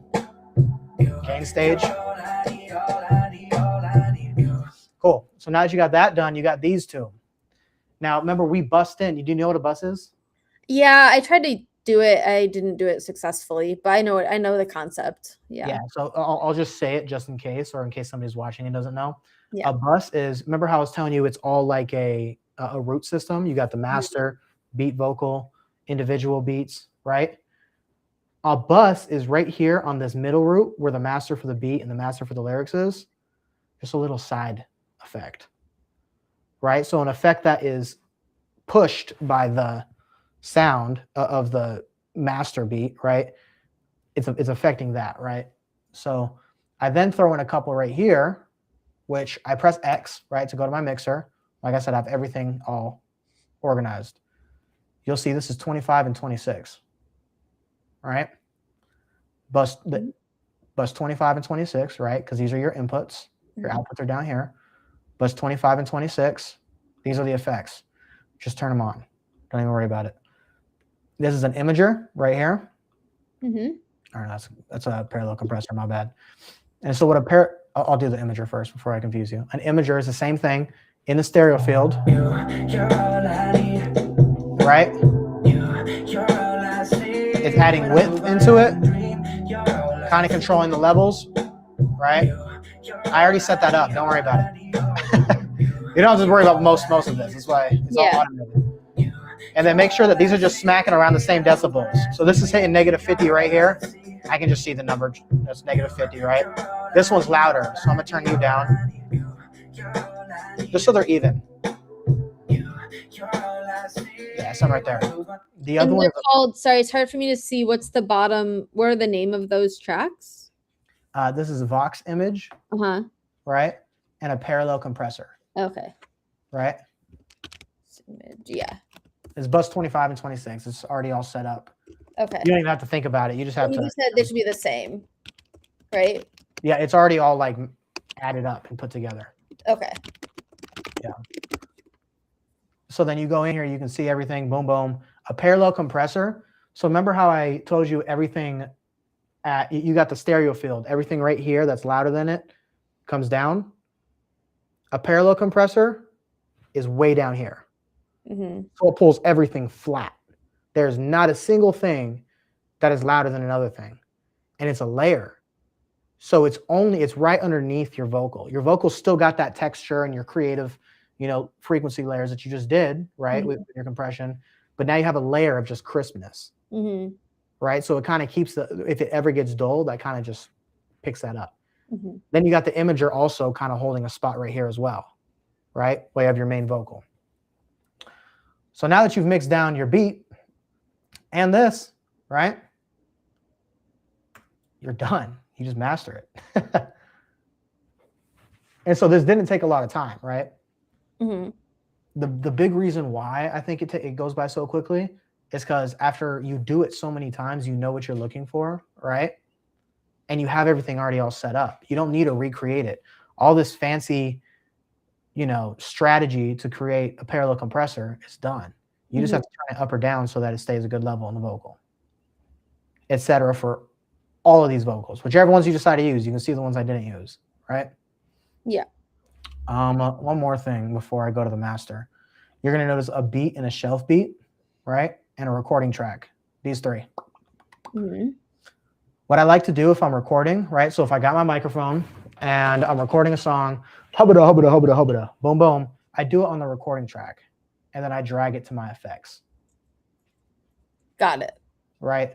Less strain on the computer, A. B, it's just, it's more organized. You're not, oh, wait, did I record on this one? Did I not record on this one? If it's on the recording track, it's blank. It needs a home. Listen to it, find a home for it. You know? The beat track, let's say you got like an MP3. Let's just assume that this was a YouTube beat, right? We found it on YouTube. Recognize this? It's the same thing. It's the exact same thing. So it's smashing way too much. Let's turn it down. Even more. Right? And then I bust in a compressor. Remember that compressor I showed you on the kick? I just bust it in. So it's the same thing. It's just right here. And I like to put it right at the bottom. You see that floor? See where the arrow is, where it comes down? Yeah. I like to put it down there. I feel like it adds the most, it brings the kick down to where the light snare is, because that's where that is, right? It compresses everything that's loud with the kick down to here. Personal, and it's bust in, so it's more of a thick sound. You know? Yeah. A shelf beat,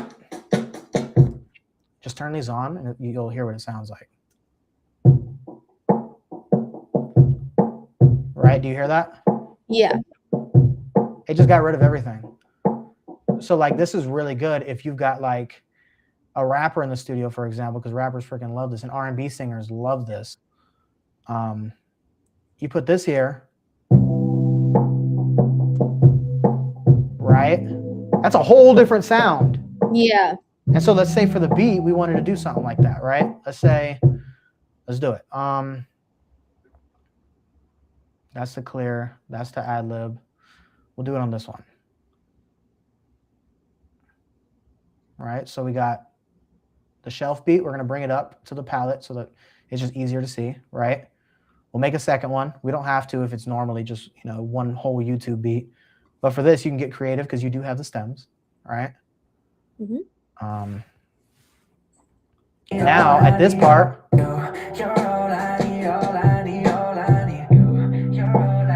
yeah, whole different change. So you've got this, same telephone. Now you got another creative aspect where you can this is great for build-up, transition, right? And then you can do stuff like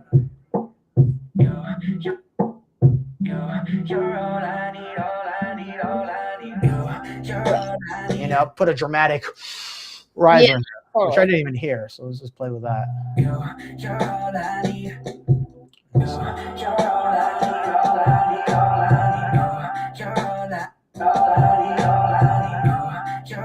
Yeah, I can't even hear it. I don't even think that's a riser. I think that's just a glitch in the stem separator. But screw it. Let's just add one in here. Riser. Cool. Works for me.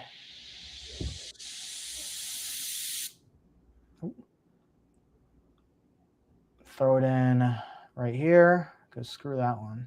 But you want to make sure it's the right speed, right? So don't let me forget. Bring it down so it's in the boxes, right? You want to make sure the length is in between a 25 and a 26 or a 25 and a 27. You don't want it looking like this. That means it's a different speed, right? So option, drag it either way you want. If you want it to be longer, shorter, I want it to be shorter. Throw this here. Now.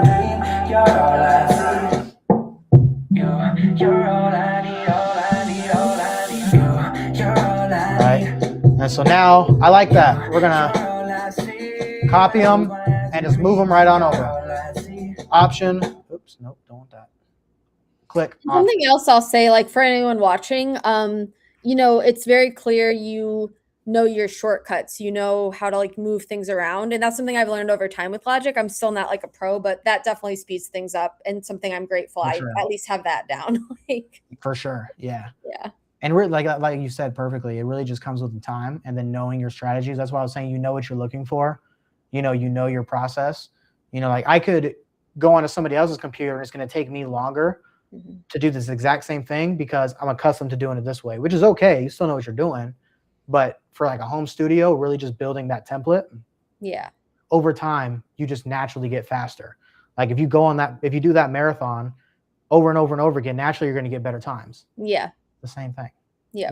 So you got to be patient, got to push it over the finish line and understand it's okay for someone to be subpar to what you expect of yourself. So cool. We just sauced out this one. I'm going to copy all of these edits over, right?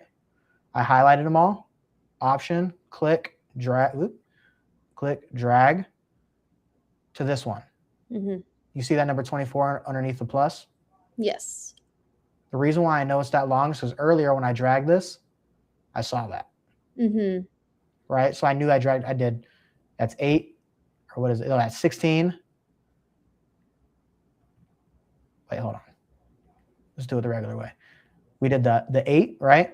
16 plus 8 is 24.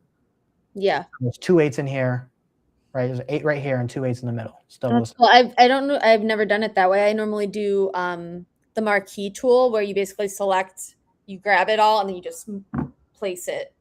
Yeah. If you can just click it, option, and you can drag it, put it wherever you want. Yeah. Freaking smack it. Oh, I messed up. Command Z. Yeah. Command Z is my favorite. Yeah. Like there were years I didn't even know about Command Z. Throw me up the wall. But then you got a whole record, assuming that you wrote this all out, your song's done. And we've been on the live for an hour 30, spent the first 30 minutes talking about, just other stuff. We didn't even start. Yeah. And I was spending time showing you how to use the stuff. Yeah. And so really like I was saying, like sometimes I can get through a whole song in an hour or an hour and a half. Sometimes 45 minutes is a freestyle, but that's only because I've put the time into practicing the template, learning the steps, knowing what I'm doing, and then just doing it, Yeah, it's more like a recipe than like, where am I going to start? Where you kind of know, okay, I got to do this, I got to do this, I got to do this, and like run through it. Yeah, you got your recipe book. You're not worried about, you're not going into the store like, okay, well maybe I grab this and this and this time, and then you forget how to make that again next time because you didn't write it down. Right. Yeah. Exactly. You've got it here. And so now that we did the vocals in the beat, right? Last step is the master. So these are some pretty good plugins right here. You can always replace them with your own, but you got the Pro.M.e, remember the Fab filter. We're gonna do the same exact thing. All right, so let me put this in a loop real quick. The average.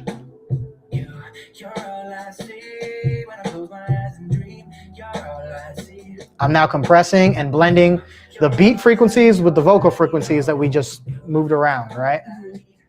Where the majority of it was already all done. A lot of times you have to turn this one up a little bit. But, let me see. Where's it at? There we go. You can find it either down here. You can find it on this one if you hit the recording track. The reason why you can't find it on the others is because these vocal tracks are going into the vocal template. The beats are going into the beat. Yeah, I got you. So for the shelf beat or for the regular beat, those go into the master. Yeah. You can also find it right here at the bottom. Got it. So you got the Pro.M.e, cool. An exciter for the lows, right? The first bar.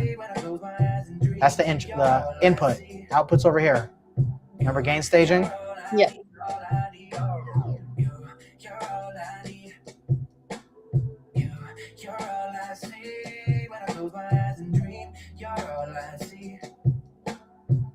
Cool.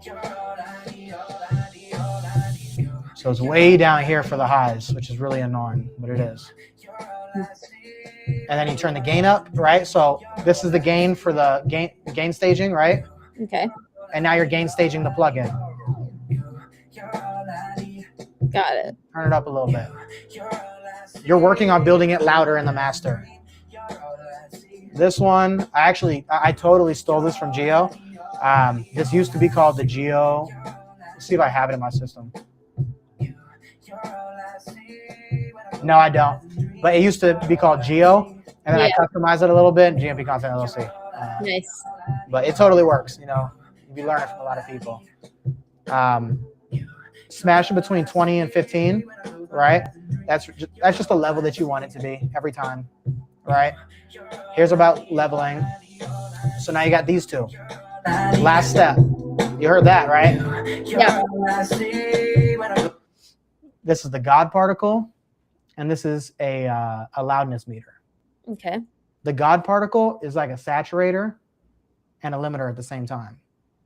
So I smashed it to 200% because I really like that wet sound that it brings. I just like to be dramatic with it. It's just a personal preference, right? Now, you want your short-term LUFs to be max, max -8, right? So when I turn it on,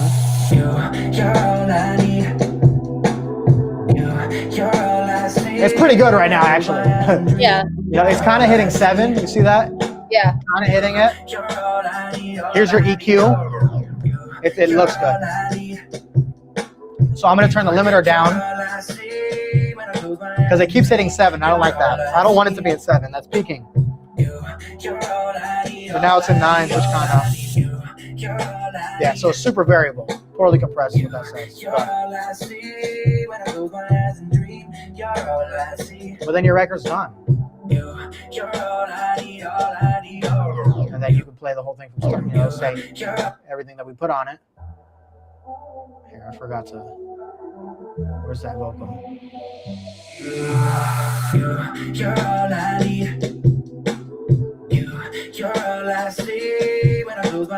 Have our intro sound. And just because I'm extra, I don't like leaving the breaths in. Right? Just marquee it, right? You got the marquee on the bottom. This on the top. On the top, you got the pointer. Bottom, you got the marquee. You see that? You can select, or you can grab the whole thing. But like if you have a situation where here you don't want the breath in there, right? I can't stand breaths. I'm a weirdo with that. See, there's another breath right there. That bothers me. I just marquee and select it and press delete. You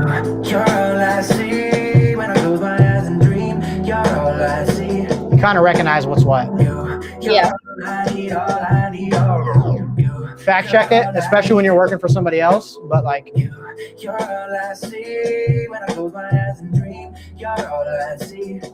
I could have copied and pasted that over, but I'm already halfway done.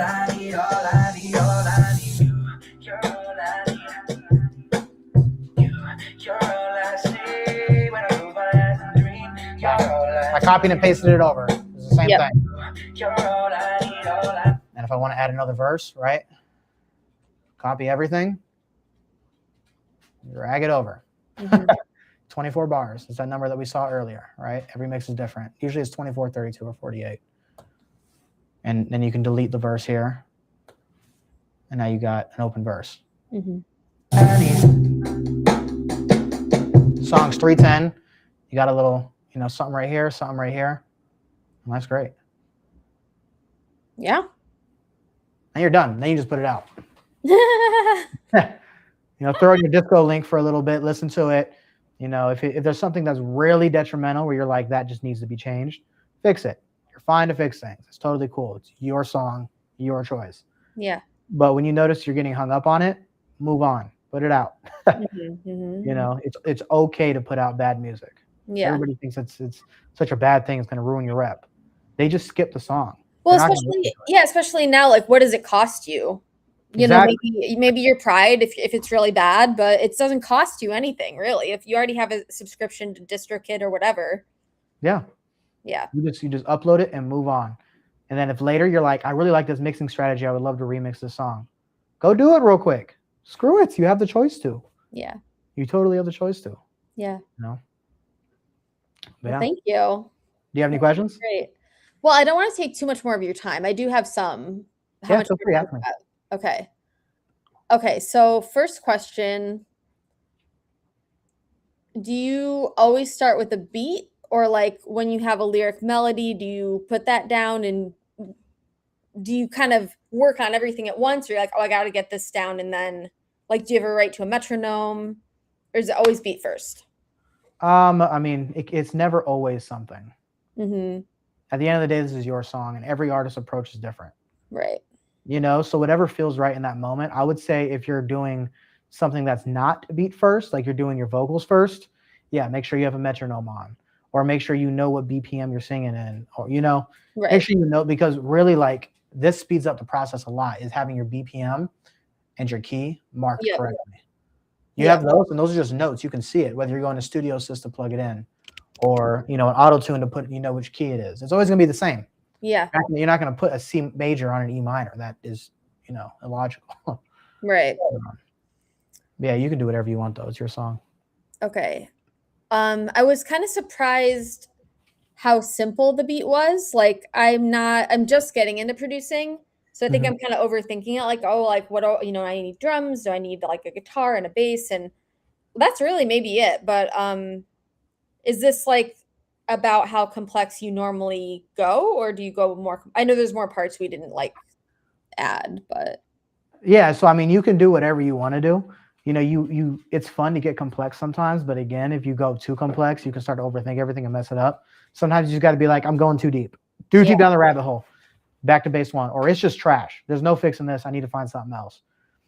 So this one I kind of sped through, but really, like, if I were to make this my own beat, if I was working on a song, sure. But if it's for sync, don't do that for sync. For sync, you want to make sure that you have original melodies. Splice is a bad idea for sync, especially getting started. But you can always just. That was going to be one of my questions to you, because I came up in sync. Like, that was my first foray into music, and they were very much like, never ever use a loop or whatever. And I know there's like a lot more that we could get into about that, but yeah, okay, good to know. Yeah, so I definitely like, you can dive more into playing your own keys. One thing that you can do, so it's interesting. So this is where it gets fun. This is just music business. Drums can't be copyrighted. Sorry, I'm throwing my dog's toy. Drums can't be copyrighted. That's just music law. But these melodies can be, and that's where you're going to get in trouble, right? But let me see. How do I do it?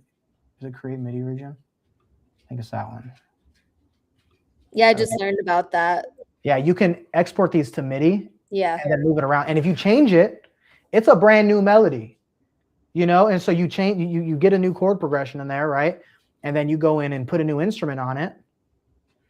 I mean, you shouldn't, but that's like the way around for sync, really. Right. Like, do it original. But like, if you have a sample you like, feel free to turn it into a MIDI. Don't go and tell somebody that I told you that, it's okay to do it, because for sync, you want to be really careful. Using loops is very dangerous, and you don't want to play those games. I just send my vocals out to producers. I don't play the keys. I don't do original. I'll just come here, solo my vox. When I close my eyes and dream. And I send that to a producer, and Gio or whoever it is, right, will just make a beat around it. Right. And I'm like, cool, we'll pitch that. Yeah. That's really how I like to work, because I'm not big on melodies, but there are ways around. You can chop and screw them. You'll see Gio do this a lot, where he'll take this and he'll do something like this. He'll be like, you're all I need. And then he'll turn this up an octave. He'll be doing crazy stuff, but that's where really producing the beat comes into play. Yeah. But for Splice, you can use as many loops as you want. Just don't content ID it. I mean, you can if you really want to. Right. But Okay, next question. Where did I write this down? Maybe I didn't write it down. How do you approach vocals? Because I feel like what I do, I'll make a whole demo with my lead, with maybe some backgrounds, and then I go to my 2x2 closet and I record it. And I'm not sure that's the most efficient way to go. Are you saying because the closet? Well, it's like I'm doing it twice. Like I'm doing the demo version of me singing, and then I go redo it for like my better quality mic because that's where my nice mic is, and that's where it's like quiet. That's an unnecessary step in my opinion. Yeah. I think that you're wasting time doing it because sometimes the demo is the best. I think you're absolutely right. So I guess the question is, do I write in my closet or do I make my living room more conducive to like my nice mic so I can, have a good quality? I got this bad boy right here. I have that too. Yes, I have that too, actually. Shan McMullen? No, I've heard the name. She's a mixer. I did a vocal with that. And she's like, it makes your voice sound like not as good. So she's like, don't use the Chaotica. But you have that thing around it too. So maybe if I just got that would be enough. Use the Chaotica. It's totally fine. She's tripping. It can muffle your vocal for sure, but you're totally fine. The Chaotica is amazing. The Chaotica is a tool like you'll see on my Instagram right now. Ray J was even talking about it on the stream. Yes, beautiful. I have it right here for my Yeti.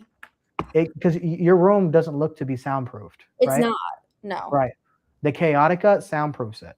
So like what Ray J was saying on the stream the other day, he was saying he was in a room with Ray J with Gucci Mane and Jeezy, and they recorded a whole album with 45 people in it who were loud as shit. Right? Excuse my language. Yeah. When we were recording the songs for him, you could hear in the background of it, everybody was laughing, everybody was loud. Like, I was just like, ugh. But this bad boy, you can't hear any of it. And then you throw the gate on it and it cuts everything out. Because this will turn all those background noises down, all those echoes coming off the wall don't go straight back in the mic, they fall into the cushion. Yeah. But what about the muffle part of it? You're totally cool. You're totally cool. You want that sound. You want that sound over the reverb. Because if you don't know how to mix, how do I say this? It gives a more full sound, but it's a clear vocal. Like, you've heard a few of my recent songs, right? Mm-hmm. Do my vocals sound muffled? No. It's gonna be just fine. Yeah. It's really just about how you mix the vocals and how you. Yeah. Well, if I could bring that mic out here and do, just like the first thing I do ends up being good. Mm-hmm. There we go, like done. I mean, of course, sometimes you're gonna want to redo stuff, but to at least have the choice to use it. It almost feels like I can never use my first pass because I'm using this like Yeti mic, and it's just not as good. So Chaotica is a really successful company with a lot of positive reviews. Don't let one negative review shut you down. Okay. Well, maybe I'll do that. I think that will help a lot. I definitely got a lot of mixing like info that I wasn't expecting, which is good. It's going to push me to like take that into my own hands. I'm working on a song now. I might try to like mix it myself using like going back and watching this video. So that's awesome. I'm going to send you the project file for this. That'd be great. And then this isn't really a question, but I think like I'll check out what of your plugins I have, and then anything I don't have, I'll see if there's like a Waves equivalent. And then if not, then I'll get it. Because a lot of it, like I think the Pro filter, like there was a de-esser. I'm like, I know I have a de-esser. That's probably just you don't need to use all the same. You can mimic it. Yeah, and then you can use presets. And I'm happy to hop back on with you and show you some of those. Okay. Thank you. Or how you might be able to get some discounts on some of the plugins. Well, just like having them all in this file will be super helpful for reference. And like to be able to look back on this video. Yeah, I'll probably just sit with this video and like work on mixing stuff as I do. Cool, perfect. Yeah. I would say one last thing too before we finish. When you're recording vocals, you notice how these vocals are all really big? Yeah. Okay. So if this is the gain over here, if I were to gain up, that's peaking, right? Mm-hmm. You don't want that. But if you have it all the way down here, everything is so tight. So when you record something, try to get it as open as possible without peaking. I love that. I have a question though. Like, what's the difference between turning up the gain and turning up the volume? The gain is the vocal, or is the gain is the audio file, like the input on the audio file. That's the file itself, basically. Yeah, the gain on the input or the output. But the volume on the fader is how loud that is in the mix. In the mix. Okay, gotcha. So the audio file might be really quiet, but you can turn it up in the mix, but it's that quiet sound that's loud. Yeah. Or the audio file might be loud and you turn it down in the mix, right? Yeah. Try to keep that's really helpful because I've never touched that, and I'll definitely do that now. It's good for like I learned it from the car, like a pre-compressor. Like you can go in here and you see that like this right here, right, is not as loud as these. So you can turn this up a little bit to try and match it. Mm-hmm. Right? You don't have to. Or if you want these to be as quiet as this, yeah, turn it down to it. You know, you can do that. I didn't really take the time to do that for this one. Yeah, I tend to do that in Melodyne if I feel like, oh, that word could have been a little louder. Yeah. To make, go with the ones around it. Yeah, I love this. This is really helpful. I'm definitely going to take this information, take your template, and I might make myself like a checklist that kind of integrates this. Yeah. From start to finish, and like see if I can just like do the recipe and like get shit out faster. Right. Yeah, no, for sure. And remember, sometimes it doesn't, you don't need to speed up to, what's it called? You don't need to speed up. You just need to finish. Yeah. You just need to get it past that 25th mile. Yep. All right, let me see. What do we name this beat? We're going to call this Songwriter.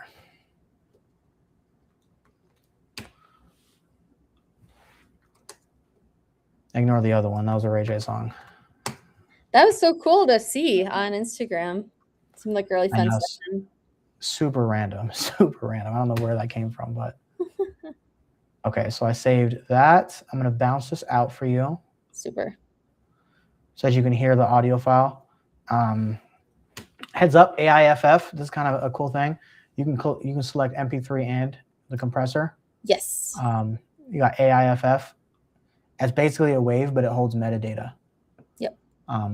But you don't have to. I like to do that. Yep, I usually do that. Yeah, I actually put all my AIFFs in Disco, add the metadata, and then export them and then upload them. Yeah, there you go. Yeah. Cool. So then, yeah, I'm going to send these to you.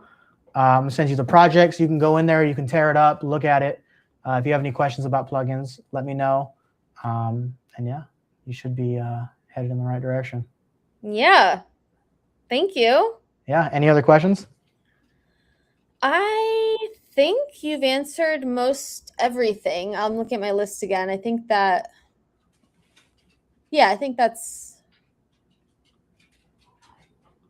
you answered everything. So thank you. Cool. Awesome. Well, I'm going to get this to you right now, and I'm going to end the live. Sweet. Cool. Well, good talking to you, Brittany. Good talking to you, Truth. I'll see you. See ya.